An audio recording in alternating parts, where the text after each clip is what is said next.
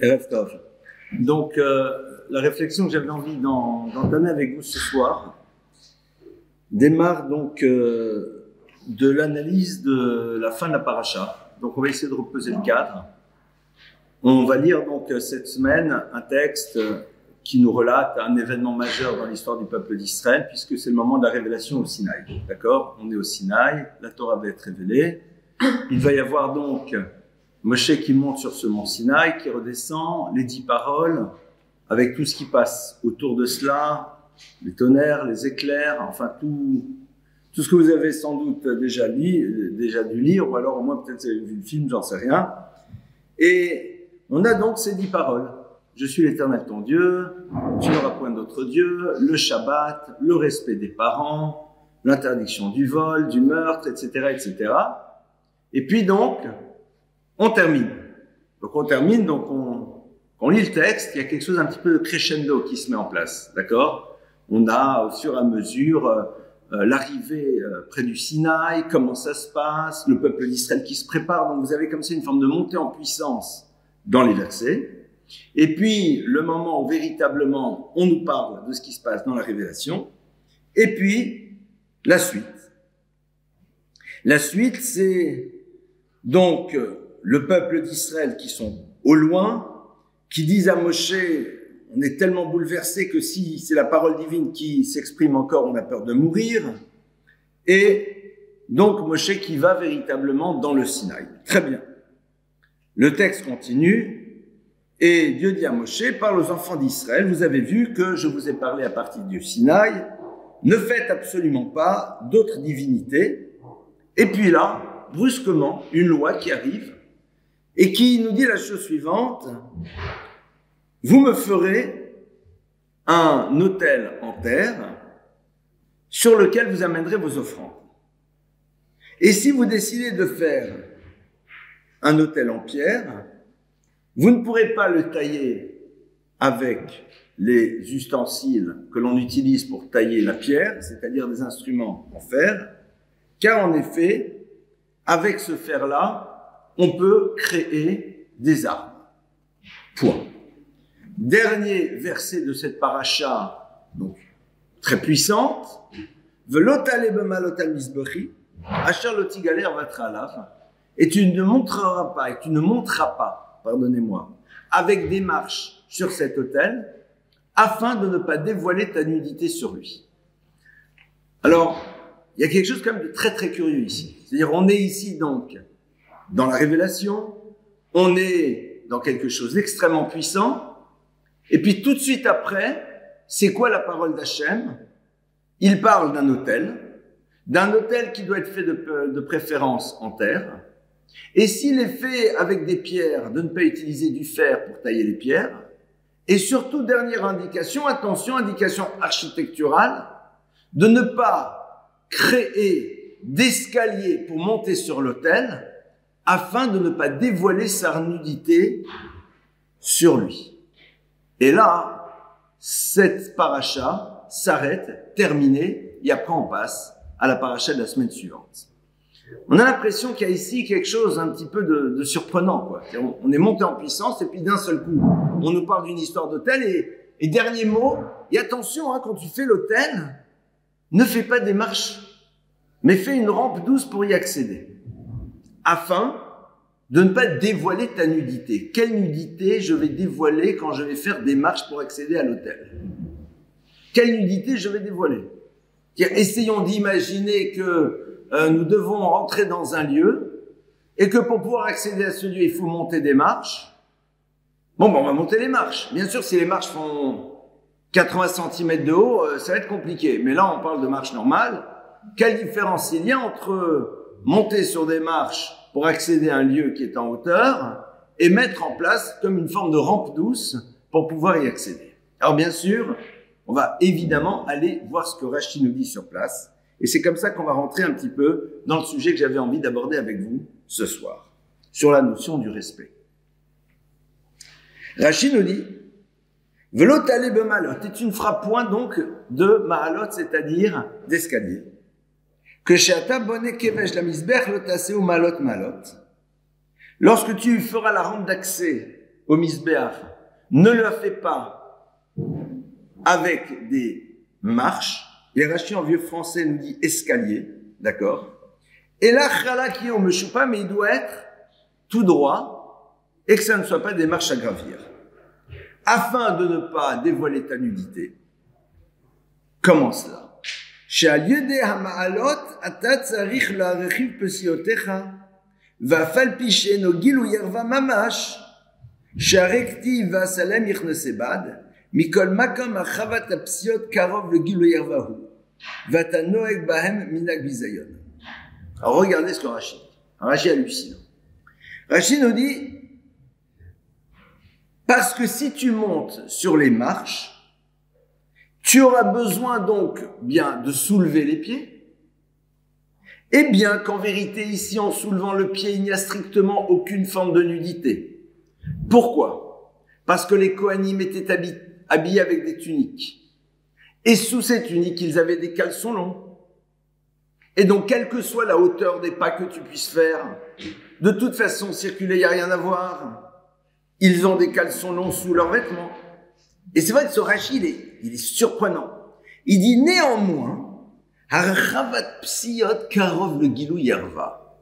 Le fait de découper ses jambes et qu'elles soient à un moment un peu visibles, parce que tu les lèves, est quelque chose qui se rapproche d'une certaine forme d'impudeur. Alors quand on regarde ça, on est un peu halluciné. Pourquoi? Parce qu'a priori, on comprend même pas de quoi il se parle. On comprend même pas de quoi on parle. On comprend même pas de quoi on parle. C'est-à-dire, attends, je monte sur des marches, j'ai ma longue tunique qui va jusqu'en bas, j'ai en dessous des caleçons longs, un pantalon, donc. Un pantalon, t'as un pantalon, voilà, un pantalon normal. On te dit, non, mais le fait que tu lèves les jambes, c'est pas la revue nègre. Au Moulin Rouge, hein, on est en train de faire. Non, non, tu lèves 1, 2, 3. Karov le Gilouï Herva. C'est quelque chose qui quand même a trait à ce qui a l'univers de dévoiler une forme de nudité. Ok. Donc déjà ça, on comprend difficilement. Mais Rashi continue et va aller plus loin. Et et tu es en train ici de fonctionner de manière méprisante vis-à-vis d'elle. Vis-à-vis de qui? Vis-à-vis de qui? Des pierres. C'est-à-dire que tu es en train d'exprimer une forme de mépris par rapport aux pierres qui constituent les marches, parce que tout simplement, pour monter ces marches, tu es obligé de lever la jambe, et en levant la jambe qui est au passage totalement couverte, il y a ici quelque chose qui s'apparente à une forme d'impudeur. Donc rien que ça, déjà, c'est surprenant. Et Rashi continue et nous dit, et sur la base de cela, nous rentrons dans un raisonnement a fortiori. C'est-à-dire, sur la base de ce qui vient d'être dit, nous allons maintenant démarrer un raisonnement. Quel est le raisonnement? Uma avanim alelushen bemdat leakpid al bisionam. Si déjà des pierres qui d'aucune manière ne sont sensibles à la honte qu'elles peuvent éprouver, parce que les pierres c'est un minéral et le minéral a priori ne ressent rien. Amra Torah, la Torah dit, Hu il veyesh bohem tsorech. Puisque qu'on le veuille ou pas, tu les utilises. Hanheg bahem, tu n'as pas le droit. Lotinag bahem inak bizayon, tu n'as pas le droit d'avoir un comportement méprisant vis-à-vis d'elle. Chavercha, ton ami. Shehu bidmut yotzrecha, qui est à l'image de ton créateur. Ou makpid al biziono, et qui lui en effet est vigilant sur la honte qu'on pourrait avoir vis-à-vis de lui, sur le mépris que l'on pourrait lui témoigner, alachat kama vekama, ô combien tu dois être vigilant. Et on a ici donc un texte qui est assez bouleversant et qu'on va essayer, si vous le voulez bien, de décrypter ensemble et de comprendre peut-être qu'est-ce qui se joue dans la notion du respect. Alors je vous dis tout de suite, nous ne pourrons pas évidemment ce soir développer totalement tout ce qui a trait à la notion du respect. C'est un sujet extrêmement vaste. Mais on va déjà commencer à ouvrir un petit peu. On a ici donc en premier lieu un texte qui conclut l'histoire des 10 commandements. Ça veut dire que il y a comme ici une forme de finalité à atteindre qui serait une vigilance extrême par rapport à la sensibilité de l'autre et un comportement qui intègre ce mode de fonctionnement pour m'amener à ne jamais toucher, faire du mal, mépriser l'autre, lui manquer de respect. On va donc analyser maintenant. Tout d'abord, cette première dimension-là, Gilou Yarva. J'en ai bien vu un certain nombre parmi vous qui ont souri, et je les comprends, quand on dit « le gars il monte des marches, Gilou Yarva ». Une des grandes difficultés que l'on a, nous, c'est de comprendre qu'est-ce qui se joue derrière ce que l'on appellera Gilou Yarva, c'est-à-dire révéler sa nudité. La traduction classique que l'on en a, c'est en effet, à un moment, montrer son corps dénudé, en partie, en totalité, en toute petite partie, que sais-je. Mais c'est quoi le problème au fond? C'est quoi le problème de la nudité? Le problème de la nudité, c'est ce qu'elle va éveiller avant tout. C'est avant tout ce qu'elle éveille. Alors certains vont dire, c'est la raison pour laquelle soyons en permanence dénudés, comme ça au moins ça n'éveillera plus rien puisqu'on s'habituera. Ça serait un autre cours qui nous ouvrirait complètement, mais pourquoi pas, qui nous ouvrirait à une réflexion sur ce qui s'est joué au moment de la faute du premier homme et pourquoi à ce moment-là, la nudité ne peut plus faire partie du mode de fonctionnement de l'humain dès lors qu'il est confronté au monde dans lequel il se trouve. Qu'est-ce qui s'est joué? Parce que dès le moment où la nudité est présente, elle véhicule quelque chose que tu le veuilles ou pas. Et la banalisation de celle-ci n'enlève en rien ce qu'elle représente et ce qu'elle veut dire. Gilou Yarva, c'est quoi? C'est un moment révéler une dimension de soi-même qui construit un regard qui n'est pas en premier lieu tourné vers l'individu, mais par ce qu'il peut dégager au niveau d'une quelconque forme d'attirance. C'est très subtil. Lorsque l'on rentre dans le monde des relations, pour la Torah, il va y avoir quelque chose de capital. C'est quelle est la base sur laquelle s'organise cette relation? Qu'est-ce qui se joue dans la rencontre entre deux êtres? Qu'est-ce qui se passe? Gilou Yarva, c'est la vigilance que l'on se doit d'avoir pour que cette rencontre ne s'organise jamais autour de quelque chose qui peut s'appeler l'univers du désir, qui a sa place, qui représente quelque chose, qui va être fondamental dans une relation dans laquelle un homme et une femme décident de construire un couple, mais qui ne doit pas être présent dans le monde des relations dans lesquelles il ne peut pas y avoir cette dimension impliquante. Et Gilou Yarva, c'est quoi? C'est dès le moment où c'est mon corps qui est vu. Alors vous allez, mais qu'est-ce que qu'on y fasse? Il va être vu. Mais ici on dit, il y aurait une manière de faire en telle sorte que la découpe de tes jambes soit moins vue. Et donc, dans la mesure où c'est dans le domaine du possible, pourquoi se la refuser? Surtout si on est dans l'univers de l'autel, c'est-à-dire de l'univers dans lequel l'individu se connecte à la possibilité qu'il a de s'élever spirituellement. On ne peut pas s'élever spirituellement si à un moment, on n'a pas intégré cette vigilance qui ne doit pas devenir obsessionnelle, qui ne doit pas devenir une finalité, mais qui est l'expression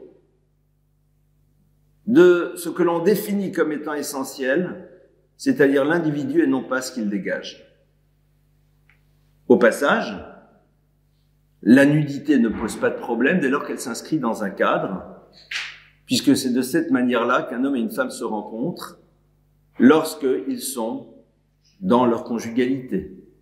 C'est-à-dire qu'à aucun moment, pour la Torah, c'est quelque chose que l'on va totalement mettre de côté. Mais vous savez, c'est comme un Sefer Torah. Il y a des moments où il doit être couvert et des moments où il doit être découvert, c'est tout. Et quand il doit être couvert, il doit l'être, et quand il doit être découvert, il doit être découvert. Et si tu le couvres quand il doit être découvert et tu fais le contraire, quelque part, et c'est ça le corps. Et le corps féminin plus particulièrement est comparé à ce Sefer Torah. Donc, ici, on n'est pas du tout dans une problématique de pudeur. On n'est pas là-dedans. On est ici dans un geste dans lequel on révèle que l'on n'a pas envie que l'autre soit gêné par ce que je vais l'amener à voir. Je crois que ce Rashi ne peut véritablement se comprendre que si on a décidé de rentrer dans le monde de la subtilité et de la finesse.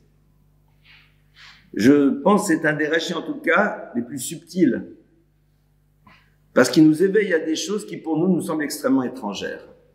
Évidemment, ces pierres ne ressentent rien, le minéral ne ressent rien. Mais Rashi nous dit, tu sais, qu'on le veuille ou pas, ces pierres remplissent une fonction. Regardez les mots de Rashi. Oil viej ben tzorer. Puisque tu en as besoin. Ça veut dire puisqu'elle représente quelque chose pour toi.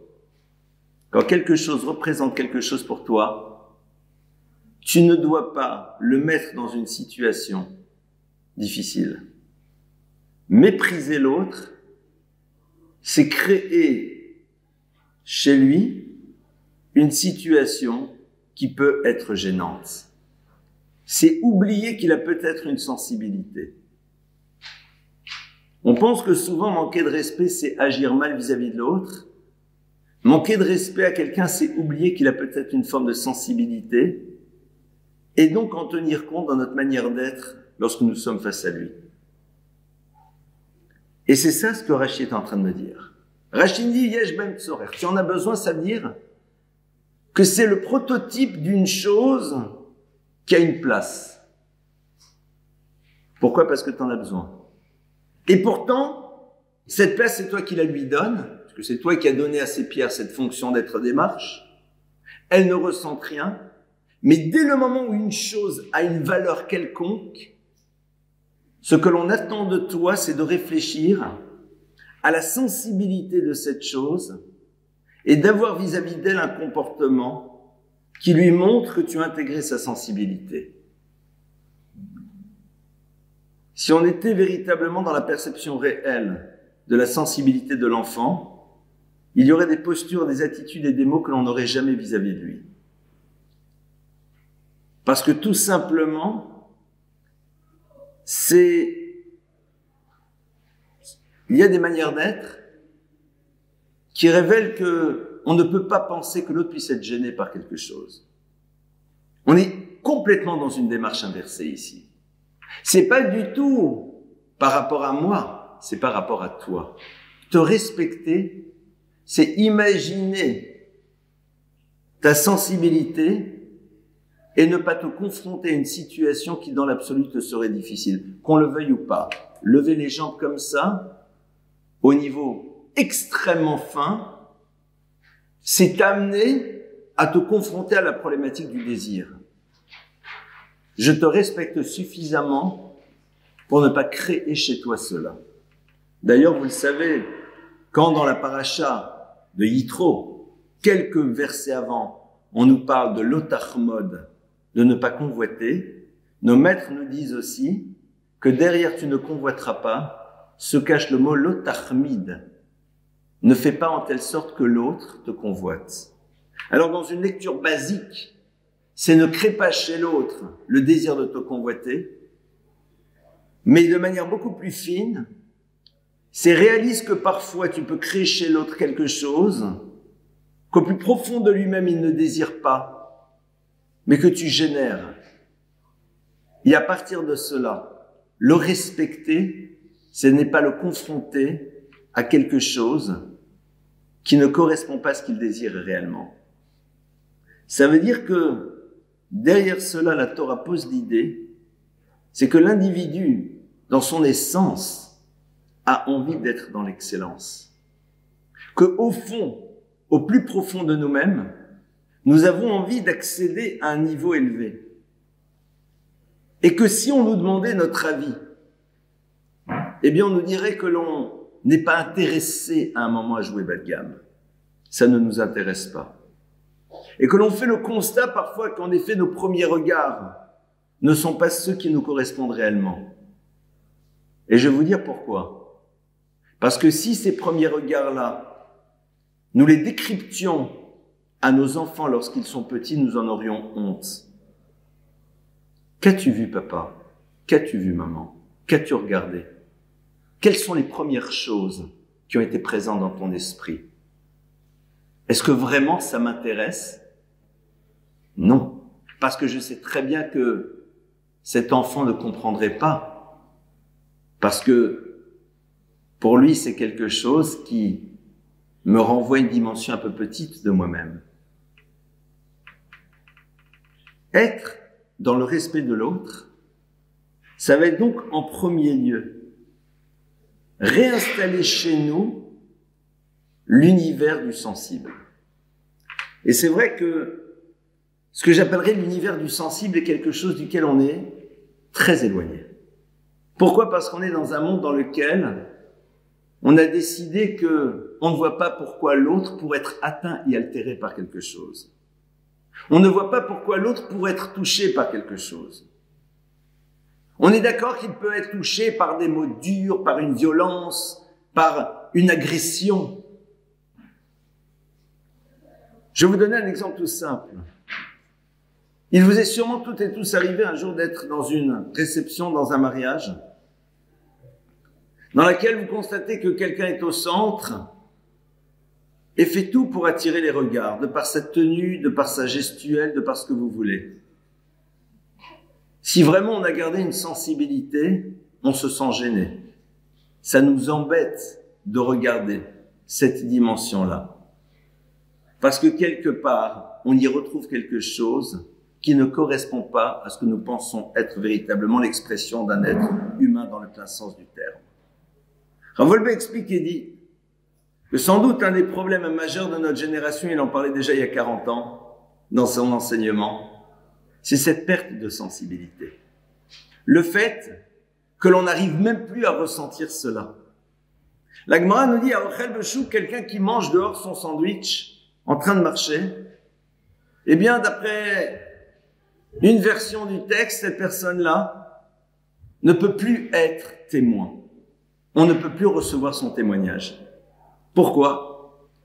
Parce que tout simplement, il se manque de respect à lui-même. C'est-à-dire quoi qu'il se manque de respect? Il mange, il a fait la bracha, il a fait la bénédiction, le sandwich il est méga cachère. Et nous on dirait, ça va, arrête d'être coincé David. C'est pas les précieuses ridicules. C'est que tout simplement, on perd à un moment le ressenti de ce qu'est l'être humain dans sa dimension la plus élevée. Un acte comme manger est un acte intime, qu'on le veuille ou pas. Il y a quelque chose d'intime au moment où je suis en train de manger. Alors on va se retrouver parfois à l'extérieur ou au restaurant.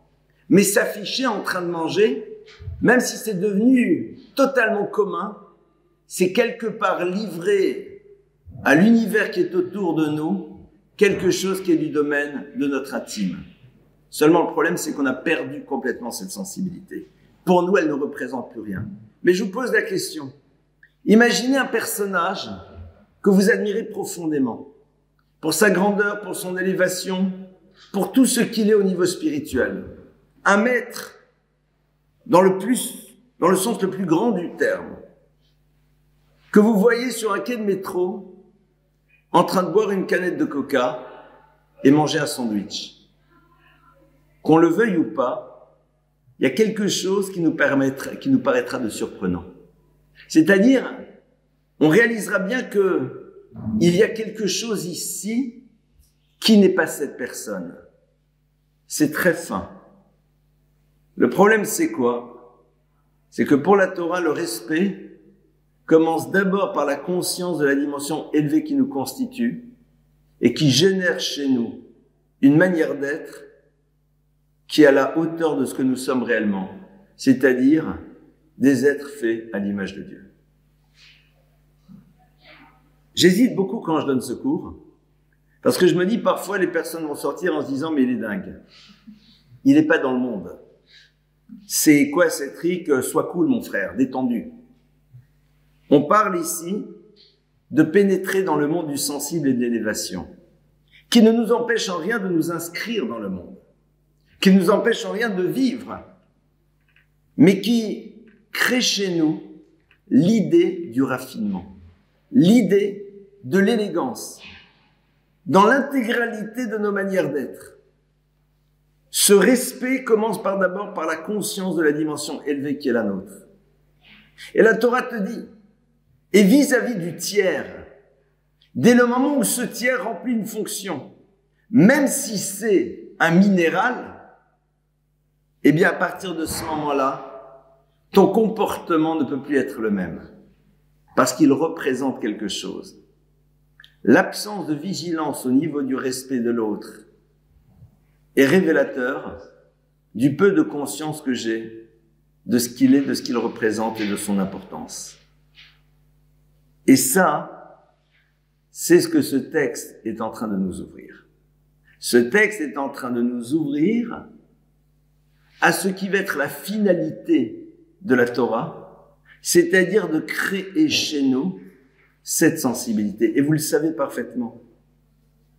Quand on vit dans une relation avec l'autre, eh bien, qu'est-ce que l'on aimerait que l'autre comprenne? Notre sensibilité. On a appris à faire quoi? On a appris à se protéger. On a appris à mettre autour de soi toutes sortes d'armures pour dire même pas mal. On a appris à construire des systèmes qui feront que, eh bien, à un moment, quelle que soit l'attitude de l'autre, nous ne serons pas impactés. Mais si on réfléchit, on aurait tellement aimé que l'autre comprenne exactement notre sensibilité, ce que nous sommes, et qu'il ait une attitude qui soit en adéquation parfaite avec cet état de conscience, sans rentrer dans une quelconque forme de préciosité, mais dans une manière d'être qui révèle l'importance que nous avons à ses yeux. Et c'est là où nous allons maintenant essayer de rentrer. Rashi conclut et nous dit « Chavecha » ton ami, qui est à l'image du Créateur, et qui fait attention à son bisayon. Ça veut dire quoi? Ça veut dire que, à un moment, on va pas se raconter d'histoire.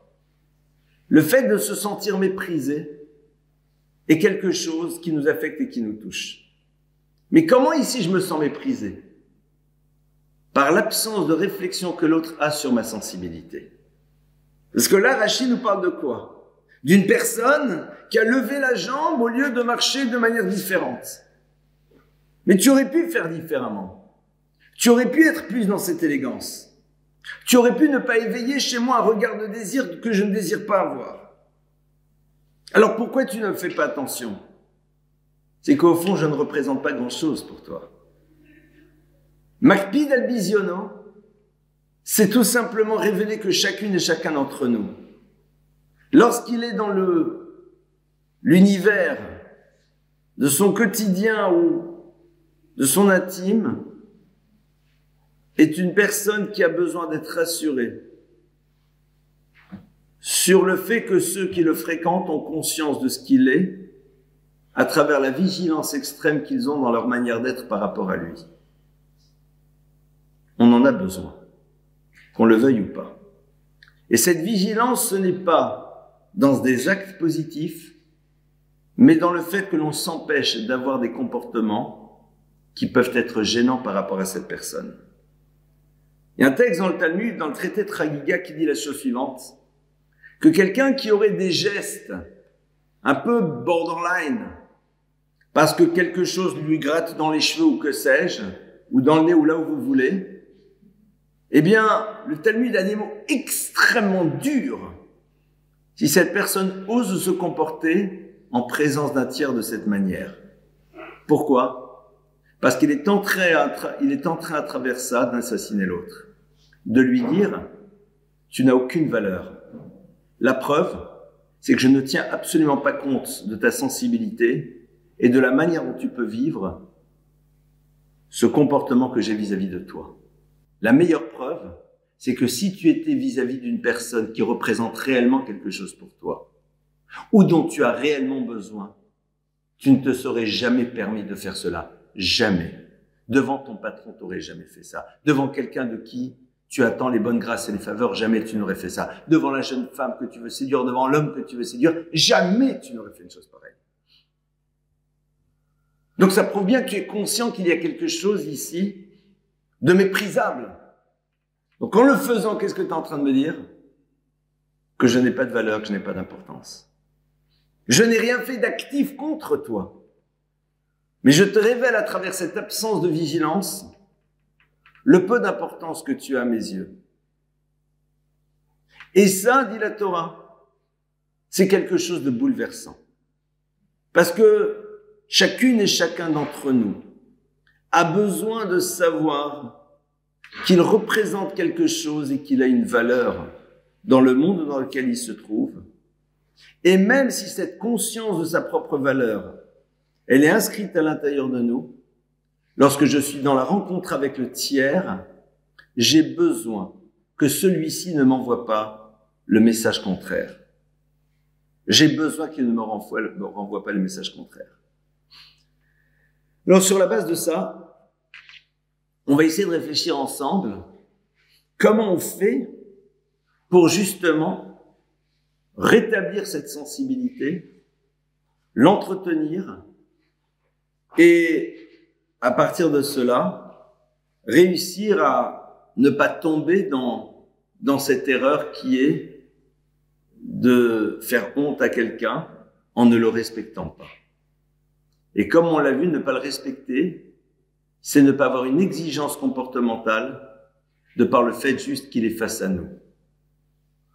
De manière ultime, cette idée-là est là pour nous aider à avoir ce principe d'exigence de par la conscience que l'on a de la présence du Créateur dans notre vie, qui nous amène à avoir un modèle de fonctionnement à la hauteur de ce que nous sommes, c'est-à-dire des êtres humains qui sont dotés d'une neshama, qui sont dotés d'une âme. Je répète à nouveau, et c'est comme une forme de radotage, et je m'en excuse, c'est quelque chose qui nous semble extrêmement éloigné. Mais de manière ultime, c'est ça que ça veut dire. De manière ultime, c'est ça que ça veut dire. Et regardez, vous savez très bien que certains comportements que des personnes peuvent avoir ne vous gênent pas. Et quand quelqu'un d'élevé, quelqu'un de spirituel, quelqu'un de grand, a ce type de comportement, il y a quelque chose qui nous gêne. Pourquoi? Parce qu'on sent bien qu'il y a une forme d'inadéquation entre ce qu'est censé être cette personne dans sa dimension élevée et la manière dont elle parle, la manière dont elle est. Imaginez que maintenant, eh bien, on s'amuse à se parler bas de gamme. Pas en s'insultant, mais avec des mots un peu orduriers. Et que je commence en disant, bon, vous comprenez, les cums, machin. Vous voyez, que je dis, bon, alors, pardonnez-moi, c'est pas du tout les termes que j'ai l'habitude d'utiliser, mais je vais le dire, même si ça me gêne. Bon, alors les mecs, vous avez compris? Non, parce que les nanas qui sont en face de vous, je suis pas sûr qu'elles ont compris. Vous êtes d'accord que ça fait bizarre? Pourquoi? Je suis pas quelqu'un de grand. Mais au moment où je suis en train de transmettre un enseignement de Torah, quelque part, vous me connectez à minima à cet enseignement que je suis en train de transmettre. Il y a quelque chose qui gêne. Il y a quelque chose qui va pas. Pourtant, dans d'autres cadres, avec d'autres personnes, ça ne nous gêne pas. Si on a encore cette sensation, c'est qu'on a préservé cette sensibilité et c'est extraordinaire. Bien sûr, nous sommes dans un monde dans lequel, eh bien, la plupart du temps, les gens vont faire exactement le contraire, parce que construire une exigence qui va m'amener à avoir conscience de ce que je suis réellement n'est pas nécessairement ce que les personnes préfèrent. On préfère plutôt jouer bas de gamme. Mais ça, c'est un second problème. À partir de là, rétablir cette sensibilité, c'est peut-être accepter de découvrir ce qui a pu nous faire souffrir, même si nous avons su à un moment, on va prendre les termes classiques, faire un travail de résilience, ou alors se persuader que nous n'avons pas souffert. Nous avons toutes et tous en tête le souvenir d'événements dans lesquels on a perçu que ceux qui étaient en face de nous n'ont pas tenu compte de notre sensibilité. Surtout quand on était tout enfant. On nous a fait faire certaines choses, on a dit certaines choses, on nous a exhibé d'une certaine manière et nous, ça nous a gênés, ça nous a dérangés. Pourquoi? Parce que on n'avait pas envie. On n'avait pas envie d'être visible comme ça, on n'avait pas envie qu'on parle de nous de cette manière, ça nous dérangeait. Mais autour de nous, le monde adulte disait « Allez, ça va, c'est bon, etc. » Et on nous a obligés à relativiser quelque chose qui pour nous, à ce moment-là, était dans une forme d'absolu. Alors bien sûr, nous avons décidé de l'oublier. Nous avons décidé de le mettre de côté. Mais nous avons tous dans notre expérience personnelle des souvenirs dans lesquels on a ressenti de la honte. Pourquoi? Parce que le comportement que l'on avait à notre égard était en inadéquation avec ce que nous sommes réellement, c'est-à-dire des êtres élevés, qu'on le veuille ou pas. Ça nous a dérangés. Et c'est vrai que il y a aujourd'hui une démarche d'éducation dans laquelle on fait tout pour casser cette sensibilité. Éduquer les enfants, être confrontés à la nudité. La nudité des parents, c'est gênant. Pourquoi? Parce qu'il y a quelque chose qui ne m'appartient pas. C'est un univers qui n'est pas le mien. Sans rentrer dans le monde des tabous et des coinçages et de ce que vous voulez. Mais il y a des choses que tu m'exposes et c'est pas mon monde. Alors pourquoi tu les exposes? Moi, je veux dire, quand je vois un homme et une femme qui s'embrassent en pleine bouche dans la rue, ça me dérange. Pas pour des raisons de religion, c'est pas bien, ou ça va me donner des pulsions, non, ça c'est bon. Je sais pas. C'est quelque chose de tellement intime. C'est quelque chose de tellement précieux. Pourquoi tu l'exposes? Il y a quelque chose qui est là et qui dévalorise. Et il y a une forme de gêne. Parce que tout simplement, c'est quelque chose qui ne t'appartient pas et qu'on te propose et auquel tu es confronté. L'idée, c'est de réussir à réinscrire cela chez nous. Et pour cela, reconstruire le contact avec notre propre sensibilité. Accepter qu'il y a des choses qui ne sont pas nous. Ne pas avoir peur de dire que certains modèles de fonctionnement, on ne s'y retrouve pas. Pourquoi? Parce qu'on a l'impression qu'on livre de nous une dimension qui n'appartient pas au monde qui est autour, mais qui nous appartient à nous. Ça va être déjà le point de départ. Le second point, ça va être d'essayer de réintroduire dans notre vie une réflexion sur la sensibilité que l'autre peut avoir. Et pour cela, ça demande bien sûr un effort de réflexion. La plupart du temps, on découvre la sensibilité que l'autre a lorsque justement nous n'en avons pas tenu compte. Lorsqu'à un moment, nous n'avons pas intégré la sensibilité de l'autre et que nous avons eu des comportements qui l'ont touché, qui l'ont affecté, qui l'ont bouleversé, alors à ce moment-là, on la découvre. Et souvent, on va lui dire, allez, arrête d'être sensible. Ça va, c'est bon. C'est-à-dire qu'on est dans ce refus de voir chez l'autre quelque chose qui nous obligerait à faire un effort.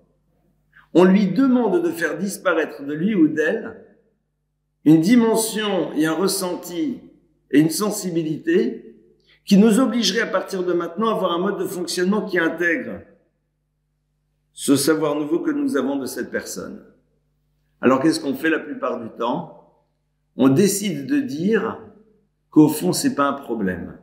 On décide de catégoriser l'autre comme étant quelqu'un vraiment qui exagère. On lui demande de changer. Non seulement on lui demande de faire disparaître cette dimension, mais en plus on n'est même pas capable d'imaginer qu'elle puisse exister pour en amont essayer d'en tenir compte. Pourquoi on découvre systématiquement la face cachée de l'autre lorsqu'on l'a bouleversé? Comment se fait-il que c'est l'expérience de la souffrance qui nous amène à découvrir que l'autre peut souffrir dans sa dimension particulière. C'est que on ne fait peut-être pas toujours le choix de travailler en amont. Or, je peux vous garantir que tous les garçons et les filles qui sont ici, vous n'avez qu'un désir. C'est que le jour où vous allez construire un vrai couple, l'autre ne découvre pas votre sensibilité à travers le mal qu'il va vous faire, mais parce qu'il décide d'y réfléchir en amont. Personne ici n'a envie que l'autre découvre notre particularité, notre sensibilité, parce que, n'en ayant pas tenu compte, nous allons réagir et donc dans notre réaction, il va découvrir qu'on est sensible. Et même si ça se passe de cette manière, personne d'entre nous n'espère que l'autre nous dira à ce moment-là « Arrête, c'est bon, on n'exagère pas ». C'est un coup de poignard. Parce que quand tu me dis une chose pareille, tu me demandes tout simplement de me changer pour que tu n'aies pas besoin, toi, de te changer. Tu me demandes de me transformer pour que toi, tu n'aies pas besoin de faire l'effort de te transformer. Il n'y a pas de plus grand déni de l'autre. Après, les déclarations d'amour sont belles, mais qu'est-ce qu'elles sont vides et creuses. Et ça, c'est un travail que la Torah nous demande de mettre en place en amont. Et on le commence d'abord avec soi-même, en acceptant sa propre sensibilité. Pas sa sensiblerie. Il y a des choses qui me touchent, il y a des choses qui pour moi sont importantes. Et puis dans un second temps, en essayant d'observer l'univers qui est autour de nous, et de réfléchir, et d'imaginer, de percevoir, de ressentir, et à partir de cela, d'agir en fonction de cela. Vous imaginez qu'à ce moment-là, on a beaucoup moins de temps pour regarder les dernières vidéos sur YouTube. Et que lorsque l'on est en effet confronté à l'autre, eh bien on va d'abord avant tout le regarder et réfléchir. Et lorsqu'on le quitte, eh bien chercher à enregistrer ce que l'on a perçu de l'autre pour à partir de cela mieux percevoir ce qu'il est, ce qu'il peut ressentir et en tenir compte pour la prochaine rencontre. Vous savez très bien qu'en communication, 70% de ce qui se passe se situe dans ce qu'on appelle le non-verbal. Si tu prends le temps d'observer, tu vas voir qu'à un moment, tel et tel mot, telle et telle attitude, telle et telle chose, eh bien, on crée une forme de réaction particulière chez cette personne qui est en face. Elle est minime. Mais comme tu es intéressé à la capter, comme tu es intéressé à la voir, alors tu l'intègres. Et comme tu l'intègres, t'en tiens compte. Mais ça crée une exigence. Ça crée un monde d'efforts. Mais c'est comme cela qu'on construit. C'est la même chose au niveau de l'enfant. Combien de parents, malheureusement, passent totalement à côté de l'histoire de leurs enfants parce qu'ils refusent de réfléchir, d'analyser et d'essayer de comprendre quelle est leur sensibilité. Ils décident que la sensibilité de l'enfant sera celle qu'ils ont décidée eux. Et ils ne sont pas prêts à accepter leur réalité. Comment voulez-vous grandir de manière épanouie si à un moment on vous a dit ce que devait être votre sensibilité, ce qu'elle ne devait pas être? Si à un moment, ce bisaïon, ce mépris que l'on a ressenti, c'est parce que tout simplement l'autre ne nous a pas donné suffisamment d'importance pour être dans une démarche de vigilance. Parce que le mépris, c'est pas cracher sur l'autre. On crache sur l'autre en ne voulant pas penser l'autre. On crache sur l'autre en ne voulant pas réfléchir à ce que peut ressentir l'autre. Évidemment, moi en tête, on est tous tombés dans le panneau. Et évidemment, je suis sûr, en tout cas en ce qui me concerne, peut-être vous aussi, qu'on est passé dans notre vie à un moment complètement à côté de la sensibilité des gens, qu'on n'a pas vu, qu'on n'a pas perçu, qu'on n'a pas ressenti. Et que l'on a pu dire, agir et faire des choses qui les ont bouleversés, qui leur ont fait du mal. Et pour tout vous dire, je pense que c'est une des choses les plus difficiles dans la vie à vivre. De réaliser qu'à un moment, ce manque d'attention dans l'observation de l'autre, ce manque de réflexion dans son modèle de fonctionnement, eh bien, a pu nous amener à agir d'une manière qui l'a touché. Moi, c'est une des choses qui, en ce qui me concerne, me bouleverse le plus. Parce que quelque part, tu ne sais même pas ce que tu as pu faire et comment tu peux demander pardon. Et c'est vrai que c'est quelque chose qui est bouleversant. Si tant est que dans la vie, on n'ait pas envie de faire du mal aux autres. Ce que j'ose espérer être le point commun de l'intégralité des personnes qui sont ici. Néanmoins, ce n'est pas parce que c'est une chose complexe que l'on n'a pas l'obligation de mettre en place un processus pour pouvoir y accéder. De manière ultime, dans le monde des relations, c'est ne pas heurter la dimension élevée qui est présente chez chaque être humain à travers un comportement bas de gamme et montrer à l'autre que je vois en lui quelqu'un de grand en décidant d'avoir un comportement que j'aurais pu avoir face à quelqu'un qui est défini objectivement comme étant grand. Ne serait-ce que ça. Et puis, dans un second temps, c'est créer, et je conclure là-dessus, un monde de relations dans lequel on va amener l'autre peut-être à avoir le courage de nous dire à quel moment nous l'avons touché dans sa sensibilité pour qu'il nous donne à travers cela les moyens de gérer, de penser le futur de manière différente. Parce que parfois on n'arrivera pas à ressentir, mais l'autre peut nous donner les clés. Pour que l'autre nous donne les clés, il faut qu'il ait envie de le faire parce qu'il sait qu'on va en tenir compte. Je ne donnerai pas les clés à quelqu'un qui refuse d'ouvrir la porte. Ça ne sert à rien. Et c'est là où, en effet, on peut réfléchir sur la liberté que l'on donne à l'autre de nous donner les clés de sa sensibilité pour qu'on en tienne compte. On lui donne cette liberté, qu'on lui a montré qu'on était prêt à être à l'écoute de ce qu'il exprime, d'en tenir compte et de le recevoir. C'est un vrai chemin qui n'est pas simple, je peux vous le garantir. Mais c'est ça la conclusion des Aseret HaDibrot. Au moment où la Torah est révélée, eh bien, il faut savoir que la Torah et les mitzvot sont là pour amener l'individu à se construire de telle manière, à pouvoir agir et à vivre de cette manière dans son quotidien. Voilà quelques idées que je voulais partager avec vous. Et si vous le voulez maintenant, on va passer à vos questions. Avez-vous des questions? En dehors du fait de savoir si on peut fermer la fenêtre là-haut parce qu'il fait froid.